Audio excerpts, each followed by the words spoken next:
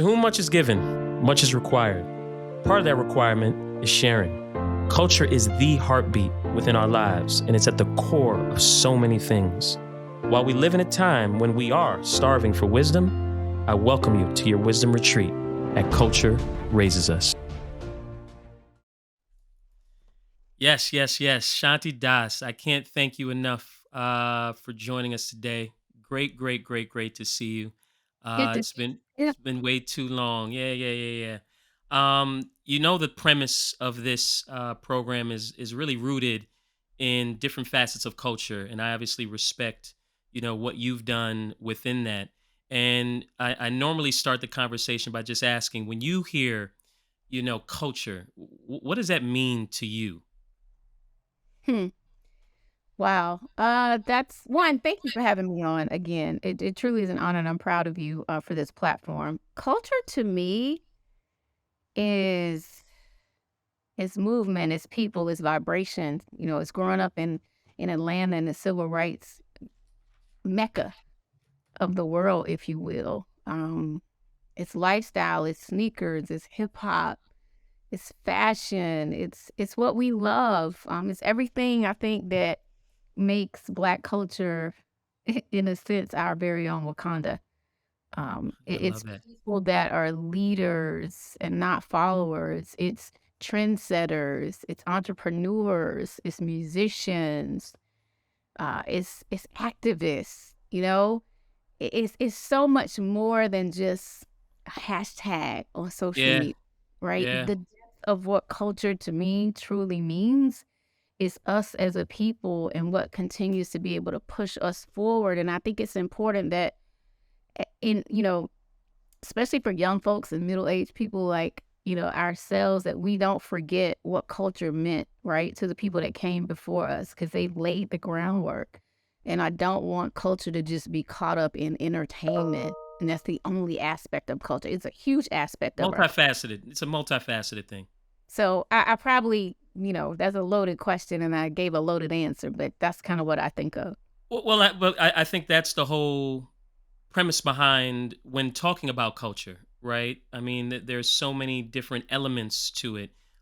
We've been fortunate to play a role in a number of the pillars within it, but Hmm. I also think it's even bigger probably than what we even perceive at times. And when you talked about the vibration of it, I mean, I felt that, right? Like vibration is something that we haven't heard before as one of the definitions or descriptions of, but it makes total sense because culture is not something you can really touch at times, right? It's the intangible pieces of it, right?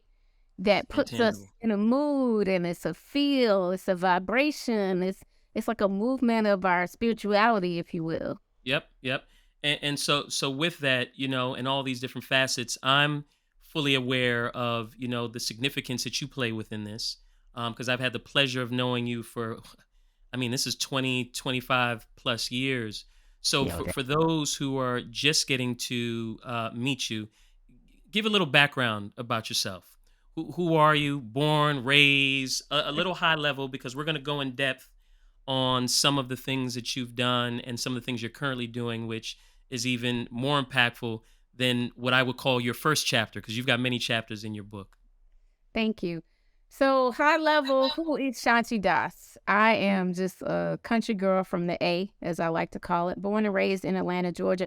I'm one of the few, if you ask people now, I'm from the A, I'm actually from Atlanta. I grew up here in the SWATs. Public school baby, went to Syracuse University, majored in television, radio, and film. Caught the music bug, started interning at a very young age in college at Capitol Records for 2 summers, and then got hired by L.A. Reid and Babyface right out of college. Dream come true. First record I ever worked was Players Ball, not too shabby, Very for nice. first job out of college, and went on to work at LaFace for about 8.5 years until the company was sold. Moved up to New York City, worked at Arista Records for a while, got to work with Outkast there and Run DMC and some other artists, and then moved over to Columbia Records, where I helped to break Life Jennings and Vivian Green, and got to market Prince while I was in the Sony system, which was pretty darn cool.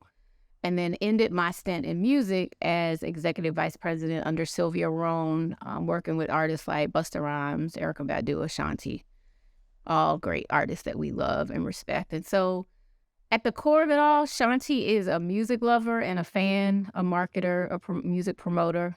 Um, but I'm also a child of God. Mm, I grew up Catholic, now I'm Baptist. It's not so much mhm, about religion as it is about spirituality for me. So I'm definitely a woman of faith, that has guided me and led me. Shanti is compassionate and empathetic. I'm a Pisces, so I'm really sensitive.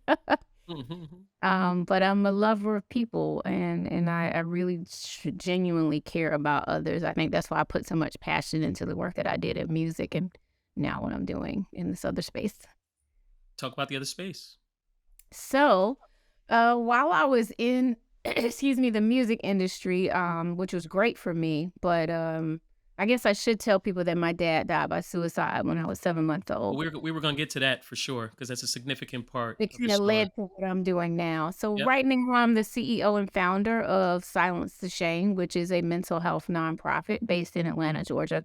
We exist to educate and empower communities around mental health and wellness, and particularly communities of color, vulnerable populations, people that don't really have the access to it, or they may have access to it, but there's still a lot of shame and stigma around it. So do a lot in the Black community around mental health and wellness. I'm also a speaker. I'm an author.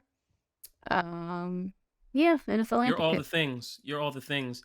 And so, as you talk about these two significant pillars that you play a key role in, again, shaping culture, and I don't use that lightly at all, because I'm super excited about what you are doing in this new chapter of mental health and wellness, and obviously witnessing what you've done within the music piece. I like to also put some of my guests through a filter of the culture that I feel they represent, because you are a brand in yourself, and for Thank me, you represent the culture of perseverance. And that representation of perseverance is definitely evident in your music business career. But I also see it in the journey with this mental health and wellness from a personal and professional standpoint. And I would love to hear from you, like, what is the seed that you have to water to maintain this level of tenacity, resolve, uh, really a firmness of purpose, because I think that's really where you're really locked in with. What's that seed that you water? you. That's a great question. So a lot of people know, and for those that are just getting to know me, that I suffer from depression and anxiety. And then, as I mentioned, my dad took his own life. Also, my best friend took her own life in 2014, which caused me to have to do a lot of work within. And so I have to nurture and water the spiritual seed, if you will, because it takes a lot for me to get up every day, Aster, and do this work.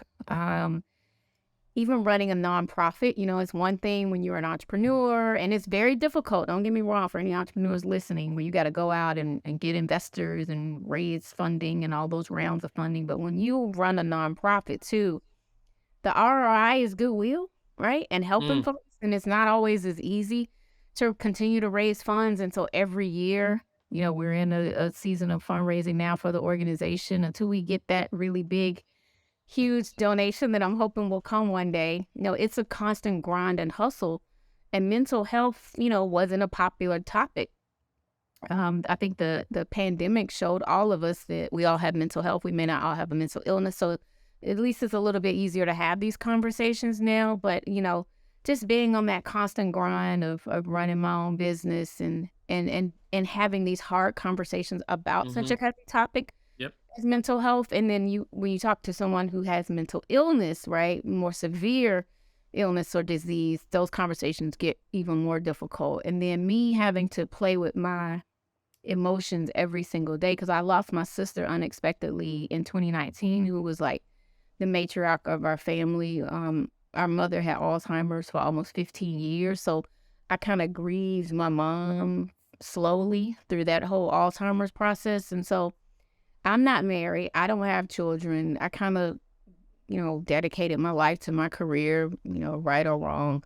That was just my life. And so I constantly have to get up and feed my spirit every day and let Mm, Shanti know that she's enough. She's okay. Um, what you're doing isn't always popular, but people are paying attention and they're watching. You might not always, you might not have a million followers on Instagram, but people know what's going on. If something goes wrong and one of my peers, family members in the middle of the night and they suffering for something mental health related, I'm gonna get that call. So Right.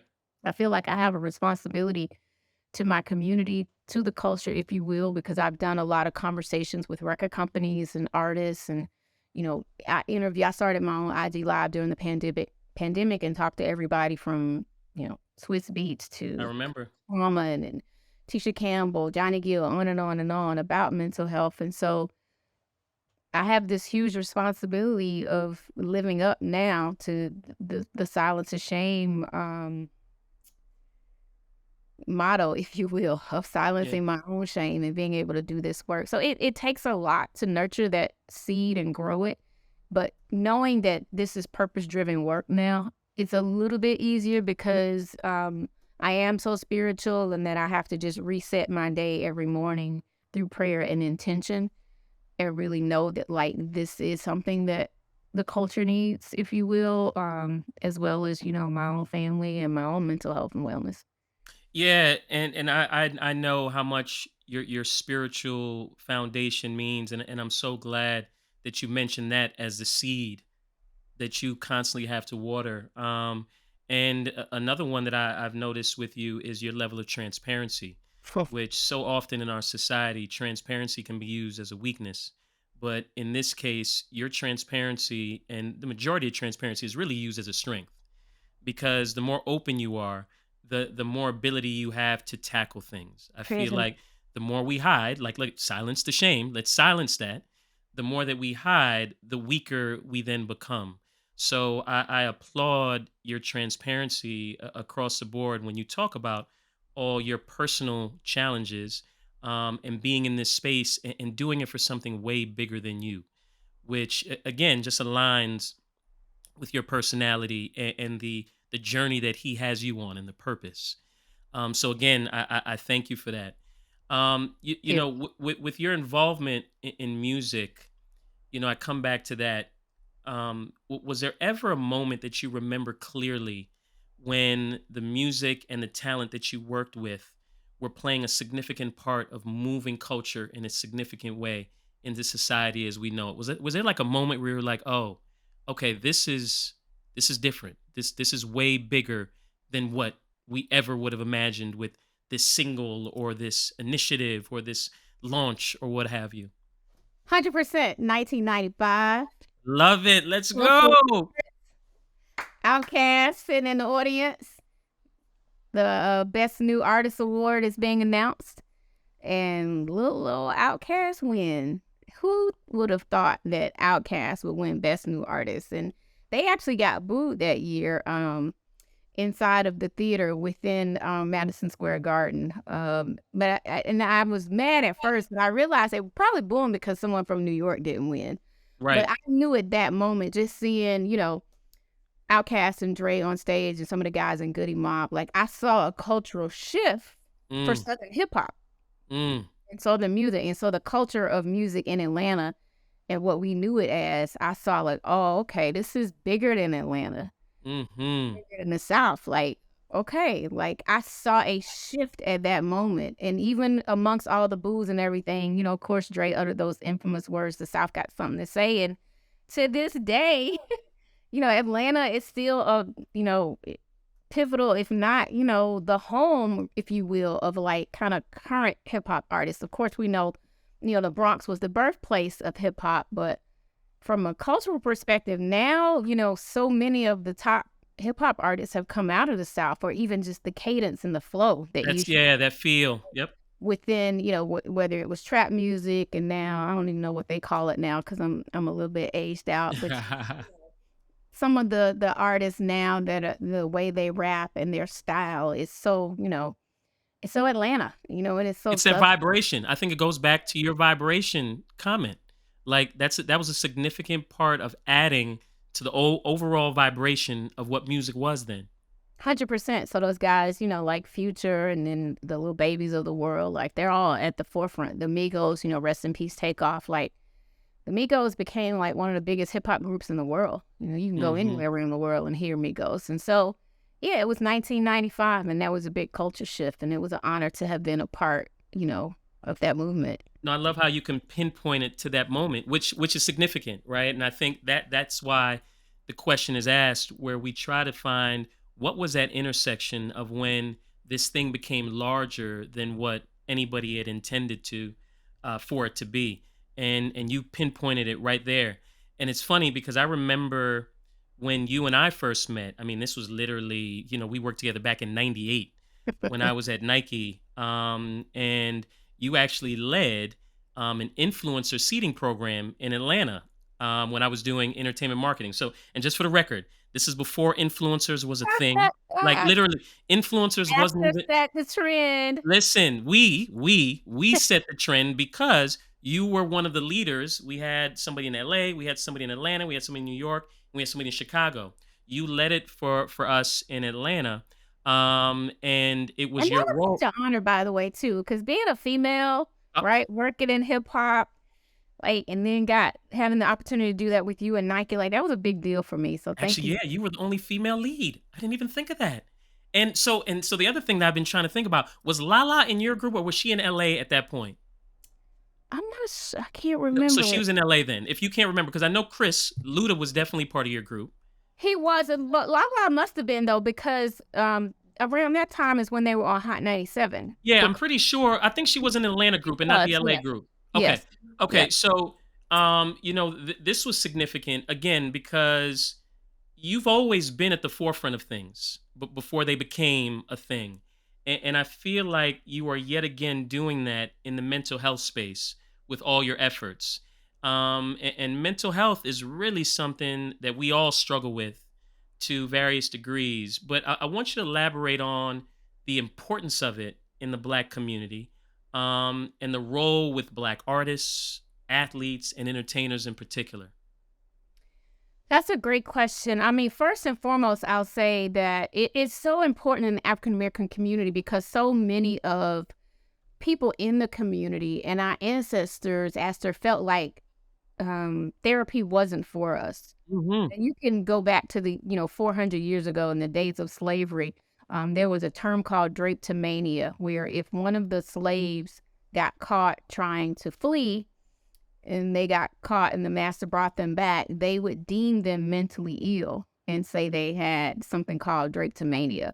And so the slaves would never express, obviously, if anything was wrong or if they were having a bad day, because nobody cared about that anyway, but they would just deem them mentally ill anyway. So help and health and wellness wasn't for us anyway. It Right. was the white Right. people, it was for the master.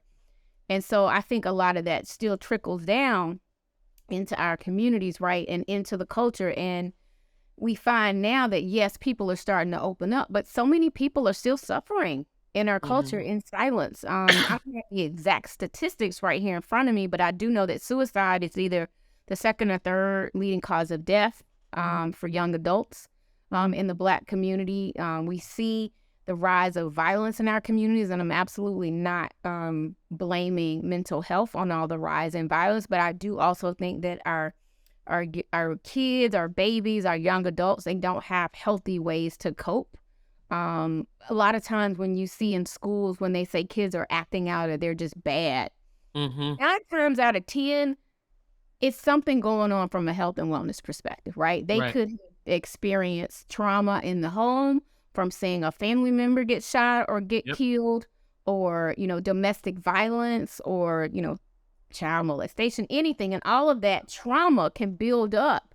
And over time, with that unresolved trauma and undiagnosed trauma, it can lead to other mental illnesses and physical health illnesses. So we just see a lot of that in our communities. And even for our artists, like, look at the number of artists that we've seen that have, either taken their own lives or, suffer with substance abuse Yeah. issues, right? The Yeah. substance abuse is separate than mental health, but it goes hand in hand. They're like Yep. cousins, right? Yep. So if you're dealing with a mental health challenge, oftentimes you might turn to, what do they call it? Lean, or, all of Yeah. the Yeah. things from a substance abuse perspective, or even weed and marijuana sometimes can be addictive. and it can have an adverse effect on one's mental health and wellness. And so we see a lot Mhm. of our artists still kind of perpetuating those vibes and that energy. But 9 times out of 10, they're using that stuff a lot of times because they don't feel like coping. They They don't want can't to cope. Mm. they can't cope. They don't want to deal, right? They get depressed and they're like, okay, let me just go get high, or let me just go this, Mhm. go do this. But the thing about it, and I'm not the social police, but what happens is if you just putting a band-aid over that problem and You're not solving. you're not solving it. And so that's why we see, these traumatic in events, if you will, acting out on social media, or playing out in front of our eyes with a lot of the artists or even actors and athletes that we love, because they're not getting the help, or their entourage is yet all yes people. They're too afraid to talk to anyone. And so that's why, I'm fighting, and we're fighting at Silence the Shame so hard to continue to break down these walls of stigma so that people can get the help that they need. I have a friend who's at a record company, and now, okay, we're in 2022, kind of post pandemic. A lot of record companies now have, really great employee assistance programs. They have mental health support. They have direct services. But I know people who work at the label, some of them are like, yeah, I got that. I went once. It really wasn't for me. Or I didn't like the lady, so I stopped going and I deleted all those. Mhm. But you need the help. You just told me like you kind of need the help. And so I still feel like there's so much education that still needs to happen. So even though we're talking about it, it doesn't mean people are actually getting the help that they need. And Right. we're going back to pre-pandemic levels of workload, stress, travel. Everybody's back outside. Yep. All events Yep. are happening. You see somebody. It's like kind of going back to the fake shit. If Yeah. you Yeah. know, no, Yep. hey, what's up? You good? Yeah, yeah, I'm great. Woo, woo, woo, but are you really great? Like Right. it's almost like we had this moment, but I just don't want to lose that moment. That's right. But because I feel like the anxiety is still there. People are still dealing with it, but they're not really being true to themselves. Like, okay, I don't really have to deal with that now that things are back open.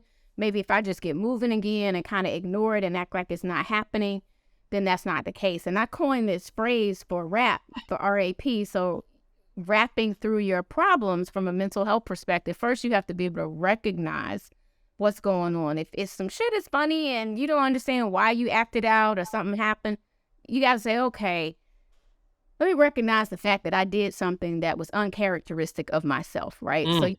then you acknowledge that it happened, and once you accept it, you can actually process through it with a professional. So RAP, then Mm. recognize, acknowledge, accept, but process it through with a professional, right? You got I to love talk to that. somebody, you got to go to the doctor, you got to be able to tell your primary healthcare physician or somebody that something is going on.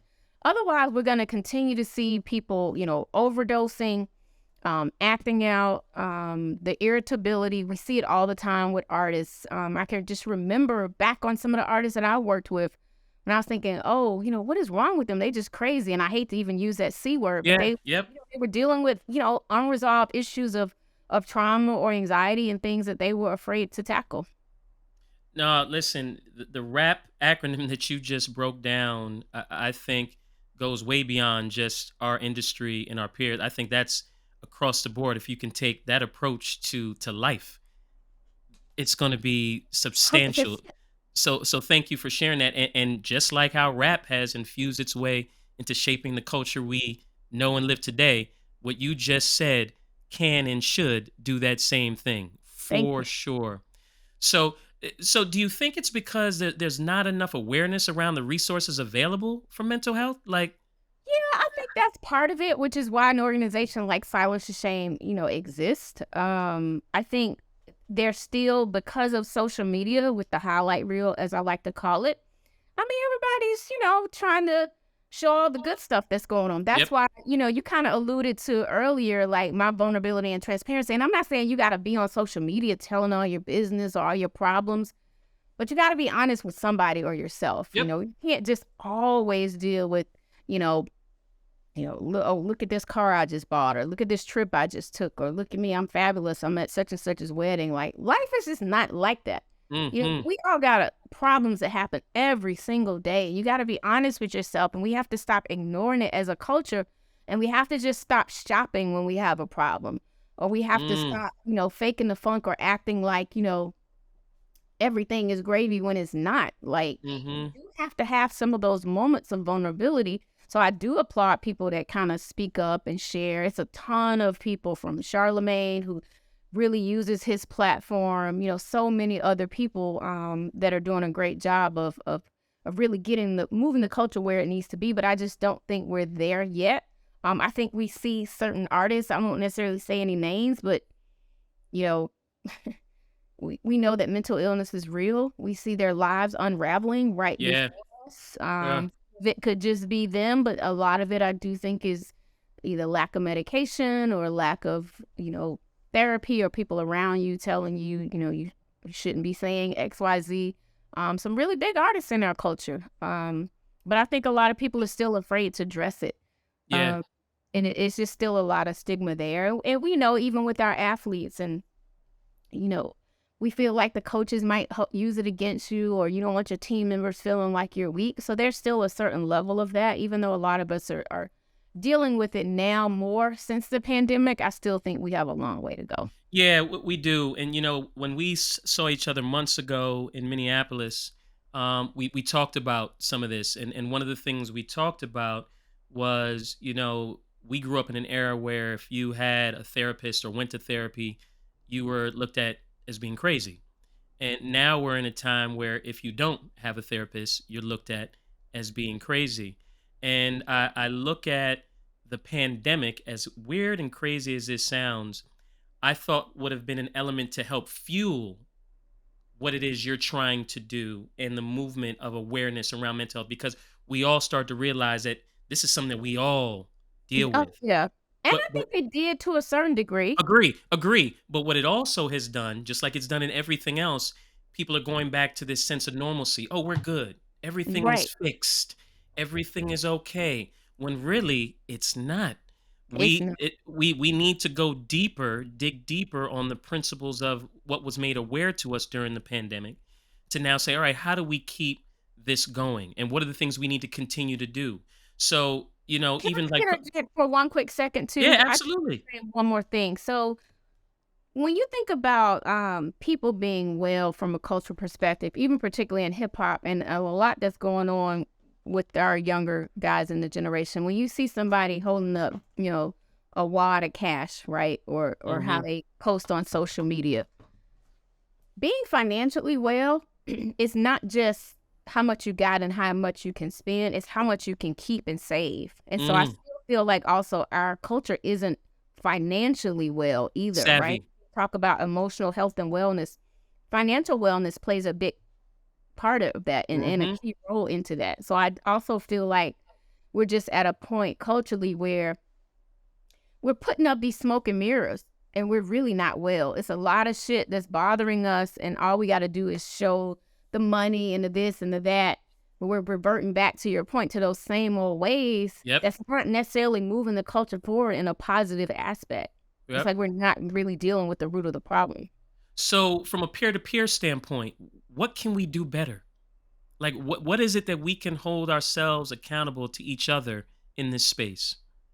So I think just from a pure individual perspective is it starts right in your family first and foremost. Mm, Got to be able to, if you're going to go to therapy and it works for you or you're utilizing some stuff, you need to be able to tell cousin Jimmy or baby or this person, like, really move the message forward in your own family and community. Silence the Shame started what's called Silence the Shame Sunday dinners, where we curate these dinners where we have, good food sitting around the table, but we have some of these tougher conversations. So I would just say be able to have those tough conversations within your own household. And then when you think about peers and people that either work in your industries or businesses, you have to be able to really ask somebody if you know somebody's struggling, you can't be afraid. Because I think a lot of times, especially in the workplace, we don't want to put too much on us because if something happens, we don't want the liability there, right? mhm. But you got to be able to pull somebody aside and say, how are you feeling instead of how you doing? Because we always say, hey, man, what's up? Hey, girl, hi, how you doing? Yeah. Oh, I'm good, I'm good. Good. I'm good. I'm good. I'm good. How are you actually feeling? Because Right. holidays are tough. Most of us, especially with our age range, we're losing family members and Yep. all kinds of stuff. So we're dealing with grief on top of everything else. And it's just a lot. So we got to give people breaks too. Also, if somebody, snaps on you, Instead of snapping back or Yeah. falling out with them and erasing, be like, man, don't call me no more. Don't call me with that shit. Say, hey, bro, what's going on? Or sis, Mhm. like, you want to talk? Or, you know what I'm saying? Like, Yeah. we got to take it a step further and take it, oftentimes we get offended, right? Yep. Of course. And that's just human nature if somebody snaps or does something wrong. But take a step back and say, why are they really snapping at us? Like, what They is going on? Because listen. something clearly is going on with they're anxious about something, or there's some unresolved trauma there, or they're grieving the loss of a loved one. 9 times out of 10, when dumb shit happens to us, it has nothing to do with us. Nothing to do. Listen. I tell my So daughters. unhealthy ways of coping with whatever problems are going on. Not saying you got a mental health issue, but it is affecting your mental No, ability absolutely. to be able to Absolutely. function on a daily basis. That's why I tell people the other thing is educating people that mental health is not a bad word. No. It's just like Agree. physical health. Now, mental illness is more serious, right? When you get diagnosed with something, but being able to function mentally, it's all about coping and dealing with the everyday stresses of life. So being able to understand how to process through that stress. So we got to tell our folks and our peers as a culture and collectively how we heal in public together. We have this Yeah. other initiative with Sounds to Shame called Healing in Public. And basically, we're all healing in public every day because we got Yep. something we're dealing with, something we're healing from, or something that has happened that we've had to process through, right? But again, it's unhealthy ways of coping. The other thing too is if you see somebody kind of going down the wrong way, we gotta call them out. Yep. You gotta call a spade a spade. You know, we Yep. can't keep sugarcoating and hiding. And if you do work with artists and celebrities, there's got to be somebody on the team willing to have those, Real conversations. conversations and not just Yeah. yesing you to death. So Yeah. I tell my heal daughters things all out. the time. I tell my daughters all the time that life is literally 10% about what happens to you, but really 9%, 90% is about how you respond. Hood, And yeah, and and, and it's absolutely. it's exactly what you just said. It's the difference between reacting and responding, 100%. and And taking if a you beat. take the time to actually think about what's going Yep. on, Yep. then Yep. you can respond in a thoughtful and meaningful way Boom. instead of reacting or Yep. pulling the trigger because you Yep. reacting to some dumb shit that Yep. ain't got nothing to do with you. Now you just shot Nothing to do somebody, with you. you shot somebody dead, you took the life of a young person, or you know what I'm saying? So it's like Absolutely. it's reacting versus responding in a thoughtful and Yes. meaningful way. Agree. 1000%. That's 1000%. what I want the culture to do. Respond instead of react. React. I love that. Agree Period. 1000%. A And let's thousand teach percent. people how to respond. And it does go back to mental health and wellness because we have to Yeah, teach because them it's how a to cope. discipline. It's It's a a discipline. discipline with your mental psyche. Yep. It's completely a discipline. Agree. Agree.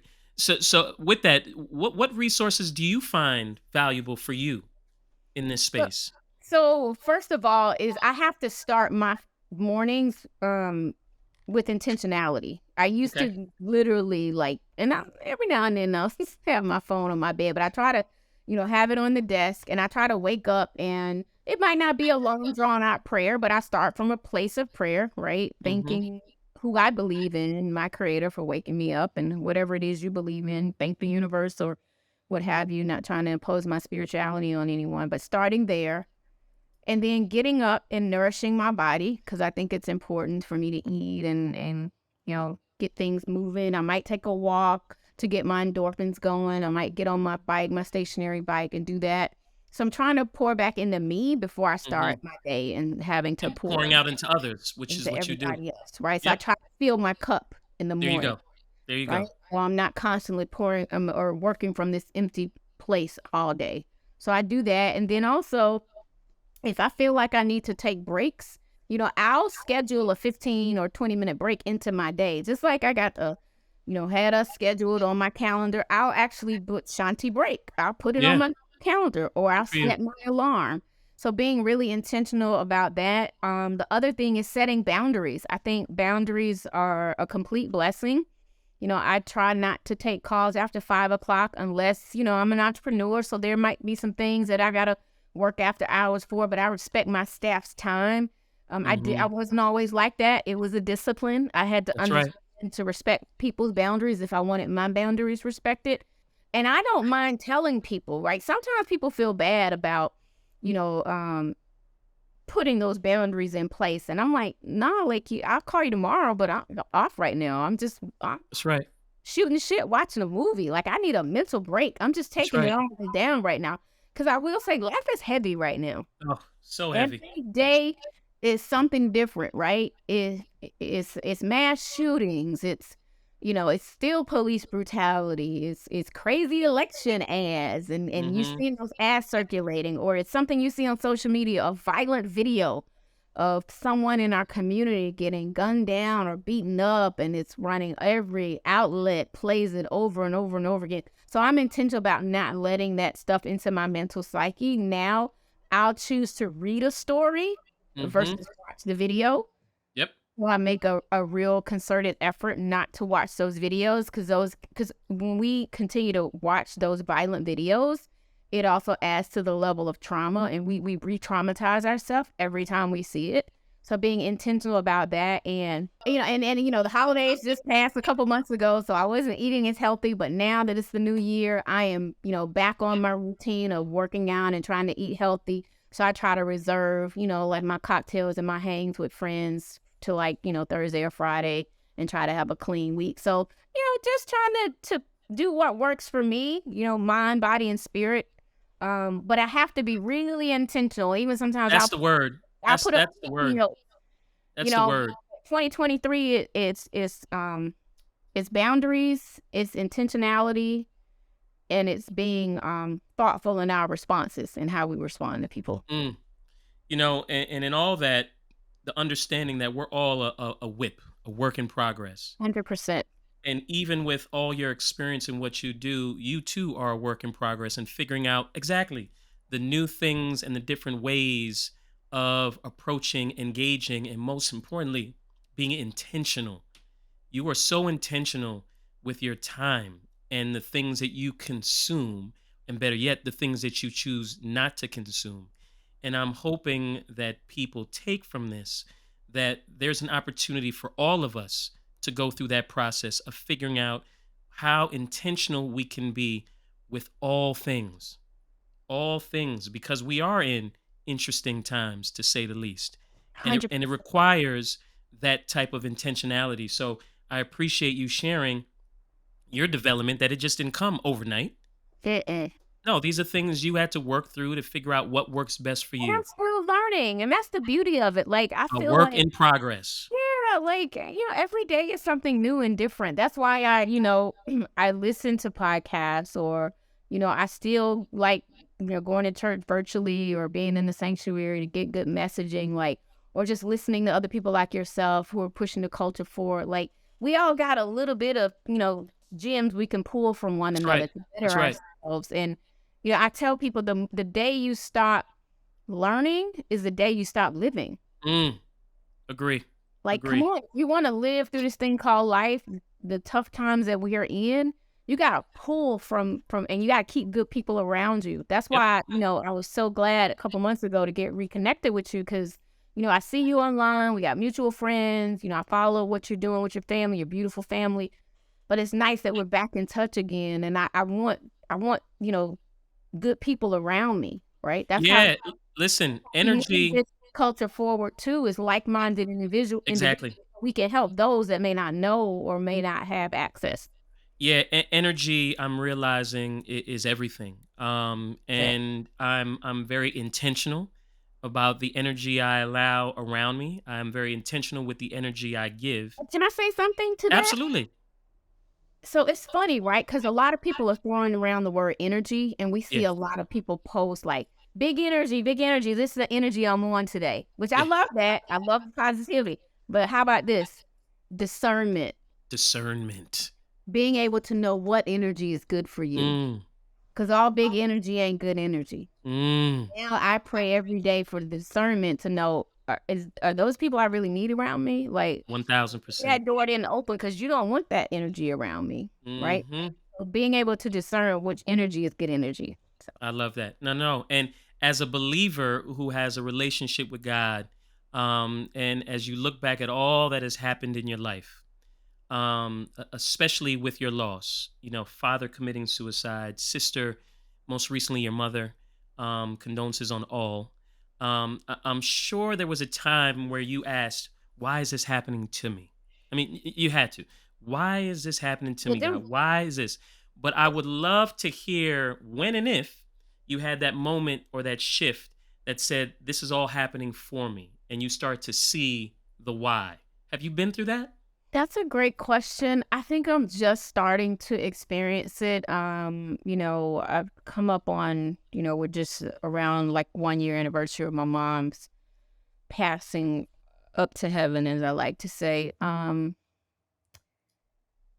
I do think silence of shame is bigger than me. I do think me having to go through all these losses are bigger than me, but I'm still finding my ways through of coping Yeah. around those losses. And I don't, I try not to question the creator.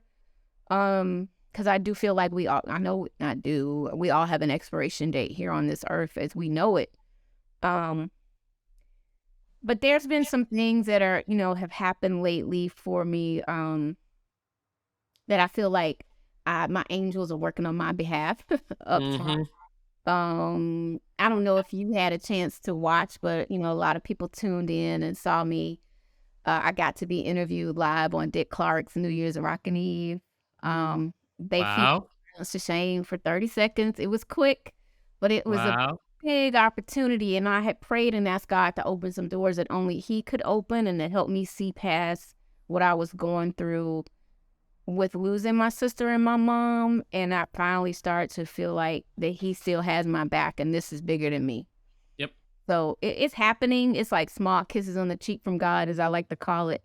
But I'm still a whip. I'm working through all of that. No, absolutely, and it's definitely it's not the load that breaks you down. It's the way that you carry it, and we're all carrying many loads, and you're carrying many loads. But the way in which you are carrying it is to be applauded because you're doing work in a space that you're still working through yourself. Oh yeah, because sometimes I'll be like, man, I've been through a lot, Yeah. and it's hard to, it's like I tell people, you can go down in the valley, but you gotta work hard to not stay in the valley. 'Cause it is Woo. so easy to be down on yourself and to be like, Yep. why this? Why me? But you know what? Every time I see somebody who has overcome this disease or overcome that, I'm like, okay, it's other people in the world that has it way worse for me. I got a roof over my head. That part. I can eat every day. I got clothes on my back. I got plenty I probably need to sell and get rid of.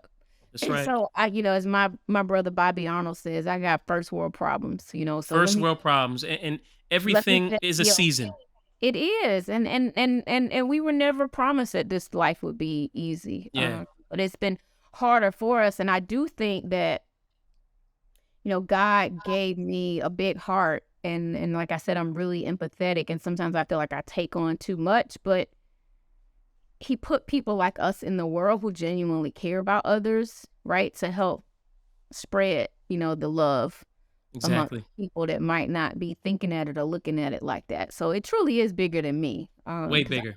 I get calls and texts all the time from peers or family members of others that they need help or they thank me for my organization, and that's when I knew like it really isn't about me. Like I'm Mhm. just a vessel That's right. to do We this are work. vessels of the gifts. So I have felt like this was the first year that I was like, I really am a vessel. Like, okay. Because I do a lot behind the scenes and that's what it's about. It's not always Mhm. about what you put Being out in the there. forefront. And it's not about bragging about all that you do. So when you can do that and not want anything in return and know that like the return is from a faith perspective of what you believe in, and I'm okay with that. Well, I mean, look back at your journey. I mean, God was preparing you for this back in the music days. You've always been the behind the scenes puppeteer, making all these things happen, being the connector, being the leader in those spaces. And that started to prepare and train your muscles Mhm. for this work. And you Yep. did it at a high level then, and you're doing it at a high level now. So in looking back, it all makes sense on how he's prepared you for this Or work. most That of my friends were like, "I'd have never walked away from a $500,000 a year job. Are you crazy?" I was that at the top, and I'm not trying to be funny, but I probably could have gone on to be president, GM, whatever. Easily, That was easily. Wasn't your definitely, purpose. you know, it was, on my list of goals, but I just, due to physical and mental health problems, which I wasn't diagnosed at the time, but I knew I was, sad a lot and going through stuff. And then I had been diagnosed with cervical spinal stenosis, which was a physical ailment, but it was a direct result of stress. So like, I saw all the signs and writing on Right. the wall, and I just left it all up top in New York. But and you, well, you let go and you let God. Yeah, yeah, for sure. And so with that, I'm seeing, religion is obviously something that this younger generation seems to have, a growing detachment to for whatever Mm. reason. Okay. Does that worry you? And what would you say for those who are kind of grappling with their beliefs or desires to integrate God or spirituality into their personal life? That's a great question, and definitely I see it, and I try not to get involved in some of those debates online because sometimes it's a point of no return, and you Right. get a lot of spammers and just a lot of negativity, and I don't like to let the negativity into my space Yep. because it just doesn't sit well for my mental psyche. But I would say for anybody, because again, we hear it all the time. It's not necessarily about religion; it's about your relationship with God. I do Boom. say even if you don't like religion, read about it, right? Right. Just read about it so you can understand it and then you can make a decision whether you like it or not. But also, I will say get in tune with a higher being other than yourself. Hmm. Because there will come a time in your life where you're going to have to deal with something that's going to be super hard, whether it is a loss of a sibling, a parent, a spouse, a loved one, a close friend or peer, a disease that you've overcome, whatever. We're all gonna face things that are really difficult, and you need, in addition to your loved ones, you need a higher power or spirit to help you through that. So I would say just allow yourself to read up more, listen to podcasts. Just don't knock it till you try it. Right? Right. I'm not trying to, like I said, impose anything on anyone, but there'll come a time where you're going to call on someone higher than yourself. And so I would say just, start following people on social media that maybe come from a spiritual place that, you share a lot in common with. And even though you don't know, just read up about it. You don't have to agree with everything. But I think we've also, our generation that have a little bit gotten away from doing the research, doing the homework, figuring out. We're quick to cancel or say we don't like something when we don't really know shit about it. It's Right. just everybody else saying, like, It you it's know, it's funny it's funny you mentioned that. I was at a dinner with a bunch of people some time ago. Great conversation around religion and relationship with God, and I actually agree with you. I think it's about having a relationship with a higher being to really understand who's helping guide you through this, because if you think you're doing all this on your own, you're sadly mistaken. Like, this is all too magical. None of us are that smart or right, that good to right. put all this together. My POV. Yeah, But at the dinner, they were talking about how some people have canceled going to church. Like, they're not messing with church because pastors are doing this and the yeah. pastors are doing that. They're not a great representation of what this should be about, and they're doing all these things that are totally against the word.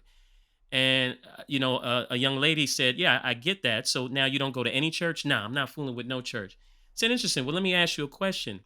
When you shop for food, and you go to a certain grocery store or restaurant, if you receive bad service at that restaurant or at that supermarket, do you not go to any other supermarket or restaurant that fits your needs and what it is you need to eat?" And then everybody was like, "Nah, go find another restaurant or, shopping or a supermarket." Okay, so then why is it any different with this scenario? There you go. Right? Find some place that you're going to get fed, because at the end of the day, you still need to eat, right? Going back to the supermarket or restaurant analogy. And the still needing to eat in this is having a relationship of some sort There you with a go. higher being. Where can you go to get served? So, to your point, go search it out. Just like we search anything else out. Nobody's telling you which one to go to. Listen, if you want them new J's in the store you go to all the time ain't got them, I bet you going on Google to figure out who got them new J's. Yeah, Okay? because we not seeing anybody with them anymore. We done with Come that. on. Shit, we not doing that no more. Right? They got to go get it on their own. With No, therapy, but I tell people with therapy. Oh, I went once. I didn't like my therapist, and oh, you just gonna give up on it? Oh, okay. I don't think so. Because if you need a doctor or anything else, same thing with your analogy. You find what works for you. You got to search it out. You Come got to search it on. out. You got to search it out. And one of the things, and I think I heard you say it, but I really want you to be very clear with, what tropes and kind of stigmas are you hoping to kind of break in your involvement in mental health? I mean, you mentioned a couple, but I really would love to hear if they're like two or three that you're like, these are the things that I would love. This would be the goal to be able to chip away at that stigma. I mean, again, first and foremost is therapy is for everybody. Mm, I don't care who you are. Now, that doesn't mean necessarily that it's going to fix you right away if you go to a couple sessions, right? Because therapy to me is like anything else, right? It's a routine that you put into your life that becomes a part of your wellness plan. Also, therapy is what you put into it. I don't want people thinking that, oh, if I go to a therapist once, just like if I go and I, catch COVID and, okay, I need to go and take this shot, right? That I'm gonna be now immune to it, or my body has built up this immunity. It's not like that. It doesn't work like that, right? mhm, So there's this misconception about what therapy is or what your therapist should do for you. So I want people to understand that therapy is work. Like mhm, anything else is what you put into it. That is super important because I, for one, when I was first going to therapy, I didn't give it a chance. Now I went a couple times, it didn't really work for me, but I didn't find my rhythm and I didn't find the right person and I wasn't willing to do the work and put, time and effort and energy into it. So I want people to understand that therapy is not just this miraculous thing that's magic. mhm, You can click your heels 3 times and all your problems go away. That's not it, right? So I mm, want to educate people around that notion, that therapy is something that you just go a couple times and then you're fixed. That's not it. Also, I want people to get away from calling people crazy. You right, know, we gotta cut that out. Like, I know, and I'd be lying if I said I never said it, but I really try to like not use that in my vocabulary now, especially when it comes to family members and friends. Like, man, she's just crazy as hell. He crazy as hell. Like, no, what's really going on with them? And if you can't be the one to help them make suggestions or, you know, don't add to the negativity, right, in the comments. Or if you're with a group of friends or family members that talking about somebody, like, they have that conversation and be like, nah, that ain't cool. Like, no, that's mhm, not cool, right? So we're gonna hopefully eradicate all the shame and stigma that exists within our own circles, right, of friendships and communities. And I think the last thing is I just want to, I don't want anybody to think suicide is an option. I want to mm, educate our community enough so that we can get suicide out of the minds, of folks and get them to understand that help is always available. Now, I will say sometimes someone has a severe mental illness and they're so sick that they can't really come out of their thoughts. And if they're not taking their medication, then sometimes it could lead to that ideation. But I just want our kids and our young people in their culture just to understand that there are ways to solve problems. There are ways that we can deal with conflict resolution other than just killing people and snapping on people, or killing ourselves and our family members. selves, I've seen murder suicides happen a lot more, it seems like, in our community. So being able to, erase the stigma around even just talking about suicide, because a lot of people think, I've seen a lot of families that say, oh, well, I don't really want to, send my daughter or son to this event about suicide because I don't want them to even think about it. So there's a misconception that if you talk about it, that someone will actually, do be it, more likely to take their own life. right, And that's not the case. Actually, if you educate people around it, it's no different than if you for gun safety, right? If you have a gun in your home and you properly, teach your kids about gun safety, then they'll know not to do it, right? right, Same thing with suicide. You have to educate people around what it is, you know, um, and how we, stop that ideation happening when we have, conflict and problems, and how we teach them healthy ways to cope and know that, like, oh, the gun is not an issue or it's not, a problem solver, if you will. right. No, and I thank you for those. Usually I end with, what are the three seeds that you would want to leave with the stewards of culture moving forward? And I think you nailed it, and actually did that with the three elements that you just discussed, in addition to your rap acronym, which I think, and I just want you to repeat it again so people hear it loud and clearly. And before you do, I just want to sincerely thank you. You know, when we reconnected, we had a real moment where I felt like a lot of what I was saying to you was something that you needed to hear at that time, because even you, with all the work that you're doing, have questions at times, Oh, and 100%. you have concerns and you have anxiety. And I just hope in that moment your cup was filled up a little bit more to remind you of your why, which I know is the case because you're continuing to push through. And I will let you know that whenever you have those moments, that I'm definitely here to Yeah. do that, because you are a treasure and you're needed.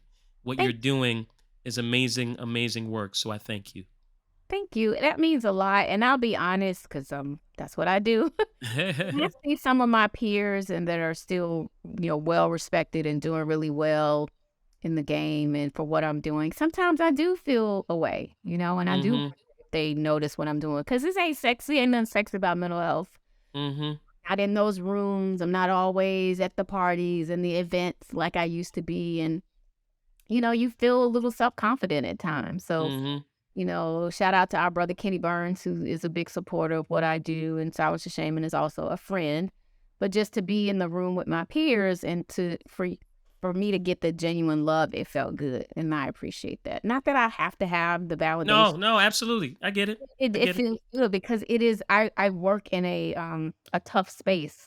Mental health is a tough place to work in, and you're constantly bringing on other people's trauma and different things. So it's nice to have those light conversations and feel the love from your peers. So I thank you for You're that. very I welcome. did need it that day a That's couple right. months ago, and it's interesting you picked that up, and I appreciate that. So thank you. You're very welcome. I'll So just close end with with your close rap. out on rapping through your problems. You need to, okay, RAP, rap through your problems. The R is recognizing those unfamiliar thoughts and feelings and actions that might happen within yourself or on a daily basis. So if you recognize that they're happening more frequently and more often, you got to acknowledge that, right? You Mhm. can't just ignore it and just say, oh, okay, well, I know I did some dumb shit, but really wasn't me. But if it happens again and again, you have to acknowledge it and accept it. And then the final thing is the P in rap is processing through those problems, but not by yourself, with a professional, somebody that can actually diagnose you. I'm not pushing medication on people. Some people need medication, some people don't. Some people need to change up their regimen and their routine, their wellness and self care routine and plan. So, RAP, we love rapping. We love rap music. Let's rap through our problems so that we can all be our best selves.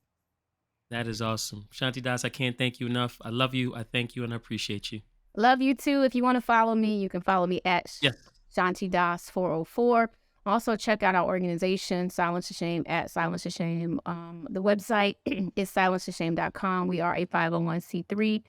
So if you feel that you want to donate to us, you can click the donate button, and your money will go towards our resources and our team. And I also have a book available, Silencing My Shame, on my website at shantidas.biz. Thank you so much, brother, and congratulations on your podcast. Thank you. Talk soon.